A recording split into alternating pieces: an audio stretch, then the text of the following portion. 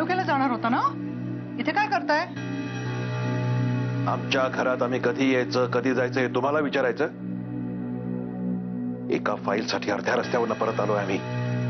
आज तरी चिडू नका ना. इतका आनंदाचा दिवस आहे सरनोबतांसाठी. फटाके फोडा, तोरणं बांधा, गुड्या उभारा. मान्य आहे सरनोबतांच्या प्रॉपर्टीमध्ये बढती होतीये, पण ती नेमकी कोणासाठी होते याची कल्पना आहे तुम्हाला? अंदाज आहे?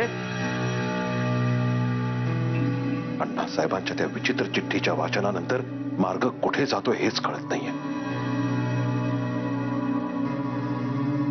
हे बघा, माझी खात्री आहे रोमिला आणि मेघदत्ताच्या लग्नानंतर सगळं व्यवस्थित होईल. बस बंद करा तुमची ती रेकॉर्ड. नेहमी तेच.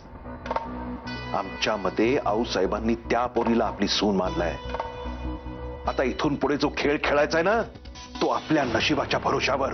त्या पत्रात नमूद केल्याप्रमाणे सगळा मान जर वाड्याच्या सुनेला जाणार असेल तर शेवटी तो मिळणार आपल्या सुनेला. माझ्यात आणि एकांनगाताईंमध्ये काही करार झालेत आणि माझी खात्री आहे ते त्या पाळतीलच. तुम्ही मूर्ख आहात हे माहित होतं आम्हाला, पण इतक्या मूर्ख असाल याची कल्पना नव्हती.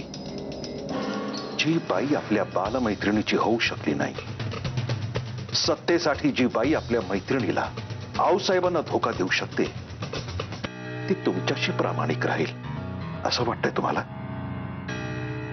हे बघा, तुम्हाला जो काही खेळ खेळायचा आहे ना, जो काही गोंधळ घालायचाय तो घाला, पण हा तुमचा खेळ जर आमच्या व्यवहारात, आमच्या सत्तेत, आमच्या राजकारणाच्या आड आला ना, तर याद राखा,